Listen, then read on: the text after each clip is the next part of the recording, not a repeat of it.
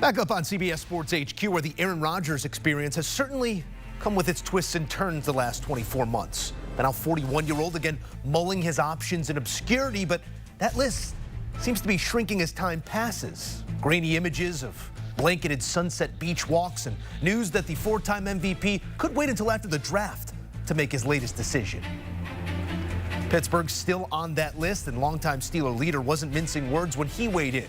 Cam Hayward saying on the Not Just Football podcast, quote, "I ain't doing that darkness retreat. I don't need any of that crap. Either you want to be a Steeler or you don't. It's simple. That's the pitch." In for more, CBS draft expert Russel Wilson and the two-time Super Bowl champ in black and yellow, Bryant McFadden. Fellas, great to be with you. I guess you could just call me Cam Hayward because the story simply has lost steam at this point. The football world no longer waiting for Aaron Rodgers with bated breath. Like that setting sun on the beach, guys, enjoy it now because it'll be gone soon. Mac, where does Rodgers land ultimately? I do believe he will land with the Pittsburgh Steelers, and I think he's just having fun in this waiting game that he's involved in, and no other player is participating with him. And this makes sense for these reasons. Number one, the Pittsburgh Steelers, they're a winning organization. Regardless of how bad they've been in postseason play, they found the ability to be relevant during the regular season to get into a playoff spot. So if you're Aaron Rodgers, you have to like that in terms of where you're currently sitting in your professional career. You're closer to the end than the beginning. So if you're able to go out, you want to go out on a successful note. Factor in the the addition of DK Metcalf. If you're Aaron Rodgers, you have to like that along with what they already have in place in terms of George Pickens, Pat Freiermuth, and adding DK Metcalf. And not to mention you have a draft to add more resources to the offense. That has to really spark your interest as well. And then the final main reason for me, the mutual respect he has for the head coach and Mike Tomlin. There's always been this football bromance between Mike Tomlin and Aaron Rodgers, being able to admire each other from afar. So you look at that respect and going into that organization that has legacy, that has tradition, and most importantly, prestige. Who would not want to be a part of that when you look at some of the other destinations he's considering? So when you factor all of that to the equation for me, and I'm not giving you my answer because I'm biased to the Pittsburgh Steelers, Joe, I'm giving you my answer because it makes sense. It's the Pittsburgh Steelers. It does when you say it out loud, Ryan. I'm going to get your landing spot here in a second, but I do want to follow up because there's one thing that I've always perceived the Pittsburgh Steelers to be from the outside looking in. You've seen it from the inside. It's a no-nonsense franchise as well. How do you think that aspect of Aaron Rodgers melds with that franchise? Well, for me, I don't think it would be an issue. I know some people are saying, well, Aaron Rodgers, he comes with this negative baggage and things like that. Well, I didn't really hear a lot of negative pub coming from him when he was with the New York Jets. But one thing we do know, when he went into that Jets organization, he was the most relevant personality there. He had more cachet than the head coach and Robert Saleh at that time. When you go to Pittsburgh, no, you won't be the bigger person, the biggest personality in the building. It's Mike Tomlin. And outside of Mike Tomlin, the Steeler emblem carries more weight than Aaron Rodgers would be able to carry. And when in terms of being relevant and just the tradition and the prestige, the Jets, they haven't had that. They don't have that. So I think for Aaron Rodgers, when you go to that type of organization, humility needs to be in front of you because they already have the foundation laid in place, and the head coach is a bigger personality than you are. It's a great point. One carries weight, the other carries baggage. Where would that baggage land in your eyes, Russel Wilson? I think the whole segment should be about the intervention we need to give BMAC Musso on giving him the reality of what's going on with Aaron Rodgers. Listen, I don't want to hijack this thing, but BMAC, here's the thing. I'm the biggest Steelers fan I know. Musso may agree with that outside of you, of course, BMAC.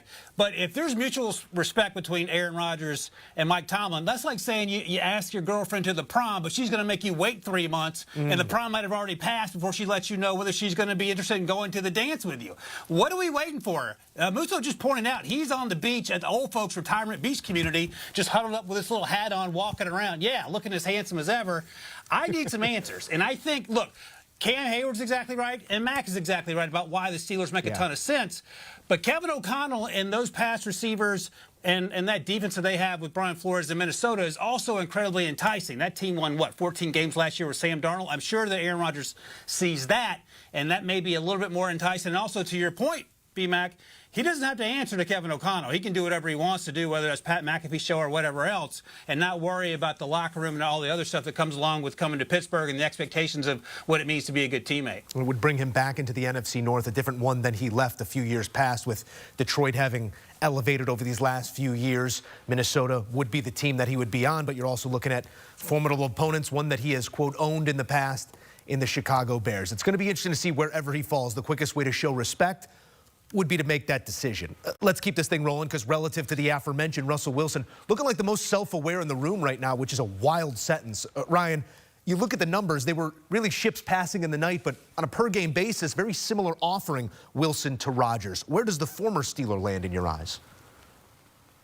And just to be clear, Musso, I hope Aaron Rodgers ends up in Pittsburgh. I'm a realist about it. It's just there's a lot of baggage to your point. But in terms of Russ Wilson, I wonder, B-Mac, if he's tired of waiting on the Steelers to call him back, because on some level he was a savior for at least the middle part of that season last year, and then the wheels came off when the team collectively lost 5 straight games and lost that playoff game yet again.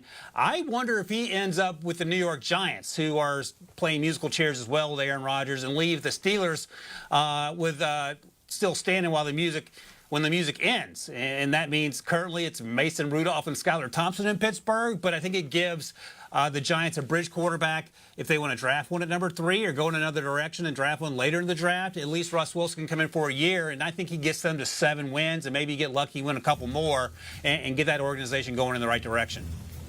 Yeah, Ryan, I'm right there with you. I think the best destination for Russell Wilson is the New York Giants, because clearly they want you more than the Pittsburgh Steelers want you. Because if Pittsburgh really wanted you back, they wouldn't be entertaining other options, especially with you having played for the organization a year ago. And granted, the last 5 stars, you didn't look good, but the entire team didn't look good, but you did some pretty good things in the midst of the season. But for some reason, they're looking to see what's out there in terms of the other options. The New York Giants, they're really trying to see exactly what you could have in store for them in terms of bringing that bridge-like quarterback that you mentioned, Ryan, for their quarterback of the future, whoever that might be. So I think the New York Giants makes all the sense in the world for Russell Wilson. And not to mention, when you look at his wife, Sierra, entertainer, R&B singer, bright lights, big city, I think she would enjoy that as well. All right, I want to give you a list here. Daniel Jones, Colt McCoy, Mike Glennon, Jake Fromm, Davis Webb, Tommy DeVito, Tyrod Taylor, Drew Lock. Those are Giants quarterbacks since Eli for 500, Alex. Will it be? No, why would you do that to the Giants fans? You got to say it out loud. You got to say it to feel it.